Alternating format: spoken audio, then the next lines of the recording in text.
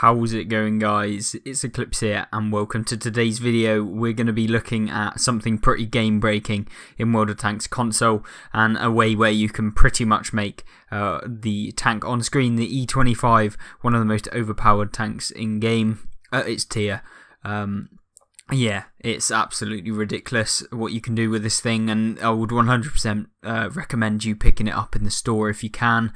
I believe that it is actually on discount at the moment for 50% off, and it will cost you a whopping 3,500 gold, which isn't a massive amount, and it's probably about £10, you know, looking at $13, something like that, for those of you in America. Yeah, it's absolutely game breaking, and I just think that it's kind of broken the matchmaker at tier 7 for sure. Now we'll look at the setup now, so that you guys can find out how to maximize this tank, how to make it literally the most overpowered machine you can, and what sort of setup you need. So first things first, we'll look at equipment. What ones have I got? Obviously it's the equipment discount at the moment, so it's 50% off, which basically means at the end of it you can sell any equipment that you have on it for full price, or not full price, but for whatever you pay for it now, because if you sell equipment now, you only get half of the price of the 50%, so you will only get a quarter of the price of it when it's on sale at full price. So, you know, if you want to pick up equipment, now is the time. It basically means if you spend any money on equipment right now, it won't cost you any more than like when you actually paid for it to sell it. So you can literally sell it for full price. Now, obviously I went for view range because this thing is an absolute sneaky tank destroyer, and I went with advanced optics. That gives you plus 10% view range, which means you'll be able to outspot opponents when you compare it to something like a heavy, a medium, even light tanks get outspotted by this thing just because it's so small, and when you've perked out your crew like I have, makes it absolutely fantastic for spotting and also dealing damage. It's a great end of the game TD to have, and yeah, it's really good. Then we have advanced concealment, makes it even better, so you know you're going to increase that disparity between when they're going to be able to spot you and when you can spot them. And then finally we have advanced loader.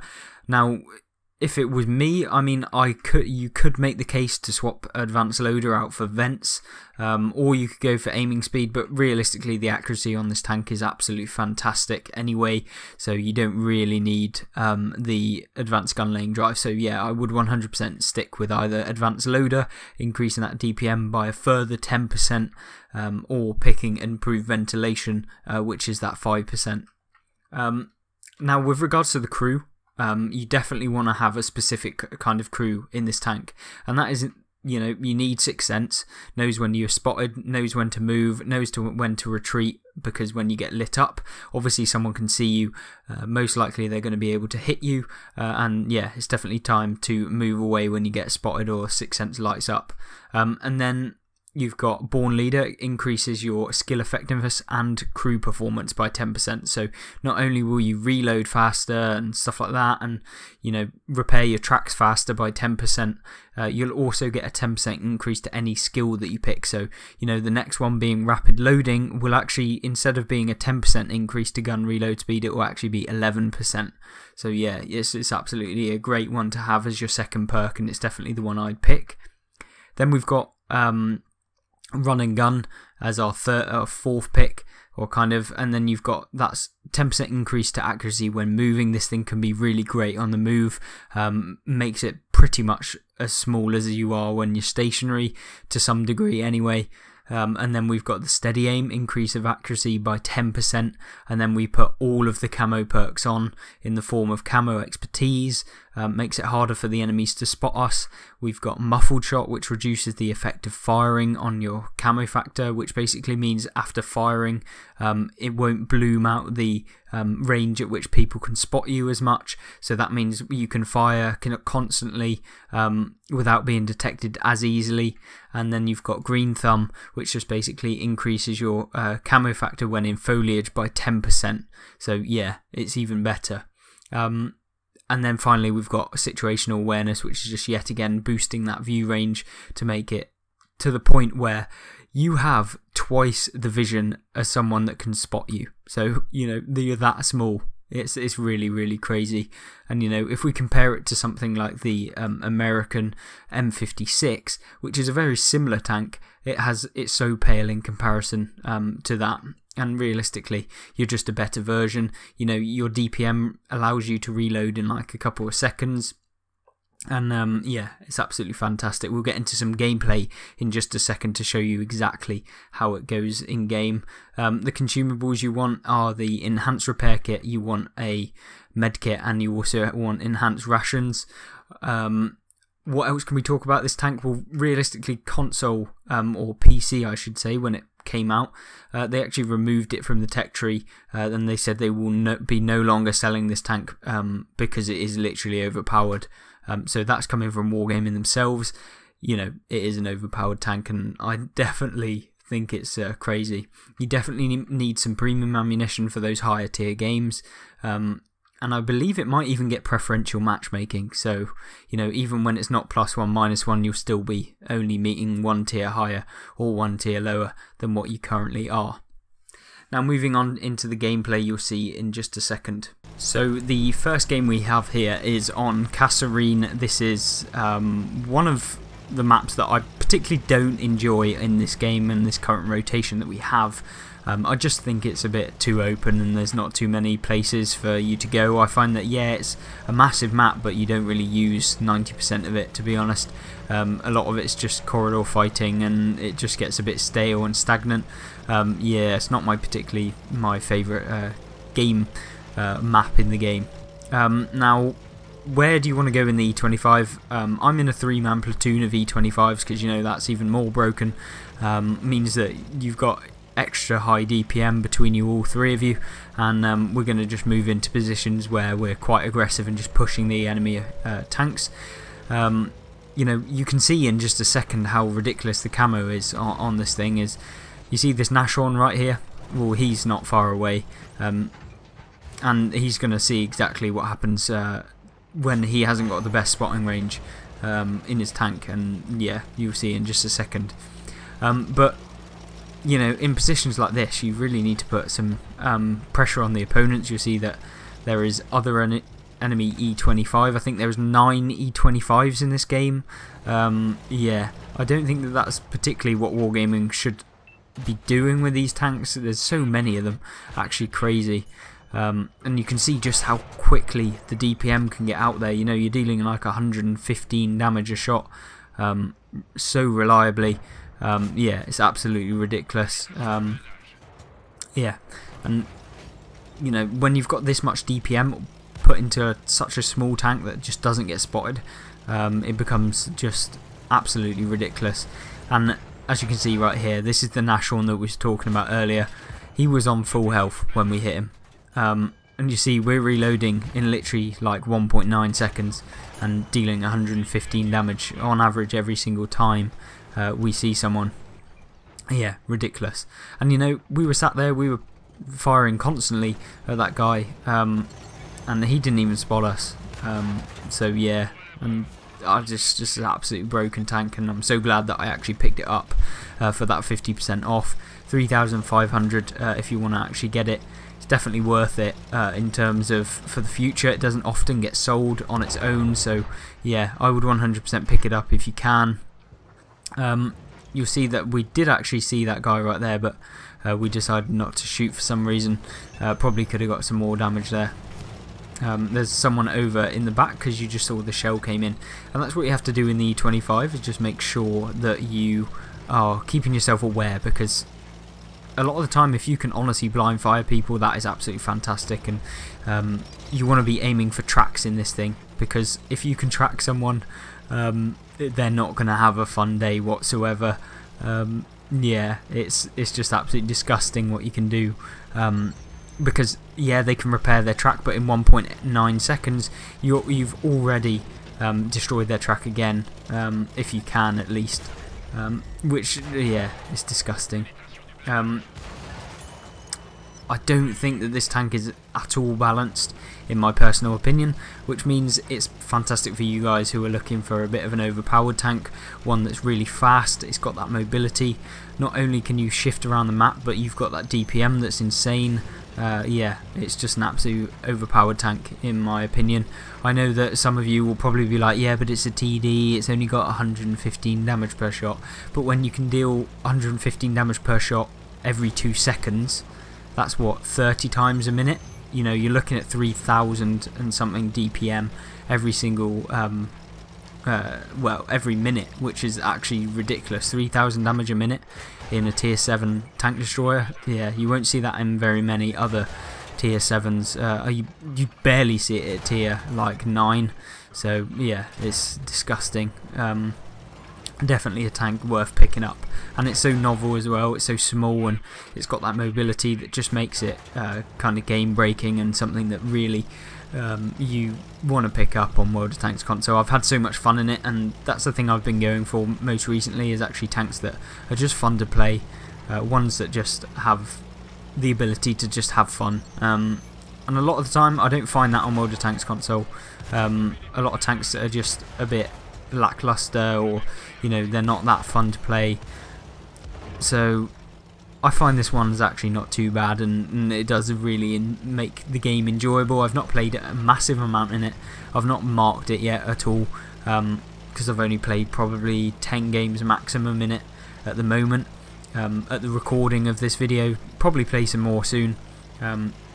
But I'm currently grinding the T28 at the moment, the tier 8 American TD, just to get the T95, and we'll probably have a video on that too really soon. Whether I think that that's actually a good tank, I don't know, but I know that it will be quite funny to see and to give it a go. And as you can see, what we're doing here is actually trying to use that bush, because when you're in a bush you don't get spotted as easily. You can outspot opponents, so you know, when a lot of the time when you're actually getting hit from something that you can't see, it's often because the enemy has better view range than you, or they're using a bush in between you, especially if you're in the same tank. And you can see that I've just picked up 3 kills in this in a matter of like 4 seconds after firing the first one, which is, yeah, absolutely insane. I don't think I've ever probably killed that many tanks in one go as quick as that. So yeah, that's been absolutely fantastic, and I love this little tank. Unfortunately, we don't actually manage to pick up any more damage this game because the artillery is in a really weird position. I was not expecting him to be there. I was expecting him to be right at the back in A9, but unfortunately he's in B4. Would have meant that I would have picked up a top gun, but unfortunately not, and my platoon mate, who is toxic, decided to actually steal the kill from me.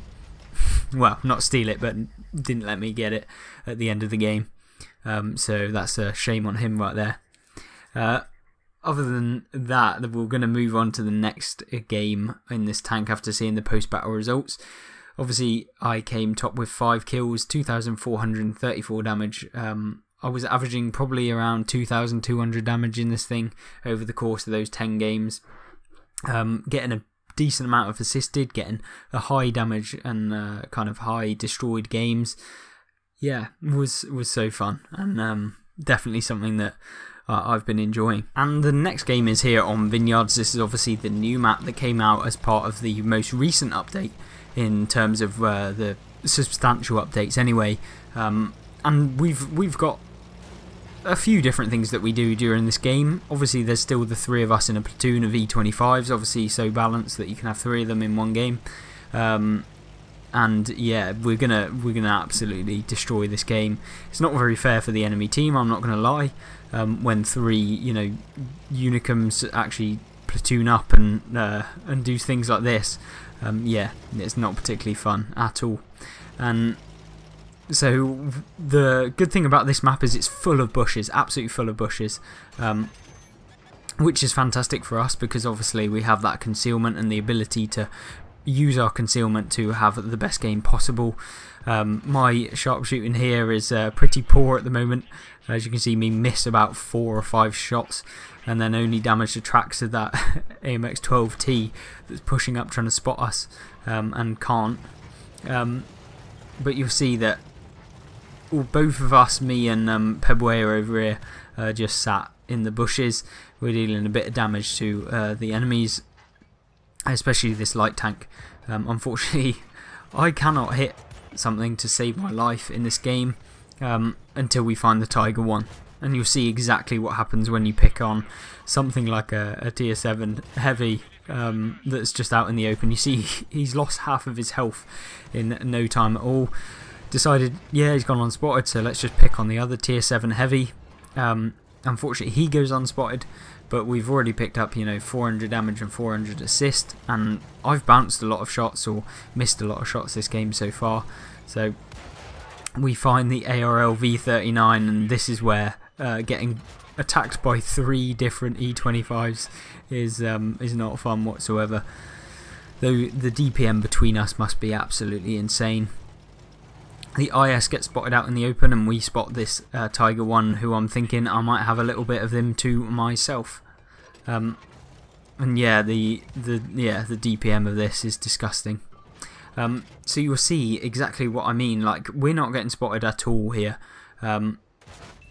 Like, it's just horrible. The APCR rounds in this obviously have 190 something pen. I think it's 98, which means that you'll go through most tanks at your tier or a tier higher. The standard ammunition is usually enough to be able to go through the similar tier, but you don't really need that much premium. I mean, I run 30-30 just before those high tier games, and if I'm having to carry or deal a lot of damage really quickly, you'll see me aiming poorly this game, which is something that I'm not used to. I usually aim alright, but for some reason today it's not been particularly amazing. Platoon mates drives in front of me, probably on purpose again. They're obviously trying to steal my kills. And what are we going to do now? We're obviously hunting down the enemy, and you can see going 60 kilometers an hour in a TD that honestly has ridiculous DPM. Yeah, we once again, it's just not balanced. I don't get what they thought when they made this tank. You'll see that this Biz is trying to ram me. Obviously I just park up against the rock, avoid him actually hitting me, because this tank is paper. It's not made of anything. It really does not do well against opponents that, you know, have HE or have the ability to just pen, or like their negative on the enemy tank might be having less damage or something similar, or less pen, because that really doesn't matter against something like this. The E25, it just doesn't have armor, and if you see them in the game, 100% if you can, ram them, because they just don't have armor once again. So that is another quick game, honestly lasting probably like 3 minutes, I don't even know, but that's what happens when you just storm the enemy team with a load of just rapid firing TDs. Yeah, and there you go, all 3 of us coming top as part of the platoon. Yeah, just a disgusting game. We got a brothers in arms, and we probably dealt between us, you know, you're looking at 7,000 damage in total between us all, and the rest of the team doing probably, you know, 3k max. Yeah, disgusting. But that's what you can expect with this this E25. I hope you guys have enjoyed this little kind of equipment setup and a few games in this thing, and hopefully you will actually pick it up yourselves in game, because it's definitely worth it. And I cannot stress enough how overpowered this little thing is. It doesn't get sold a lot. You know, you make quite a decent amount of money as well in terms of silver. Not often do you lose money in this game unless you have a terrible game and you're only firing premium in it, and you've got premium consumables. It's nice to put camouflage on it as well, because the German line tends to have a lot of equipment, or a lot of camouflage, different types of it that you can put on in the game. I hope you guys once again had a great rest of your day, and I hope you have a look at some of the other videos on my channel. You can do that on screen right now, or you can you know, go and check out some of the stuff on the channel and have a look if you see any other gameplay or stuff like that, if you're interested in more of the gameplay side. I did have a news video and kind of suggestions video recently, so you can have a look at those. Those will be my most recent 2 videos. So yeah, I hope you guys enjoy. I hope you have a good rest of your day, and I hope to see you in the next one. Goodbye.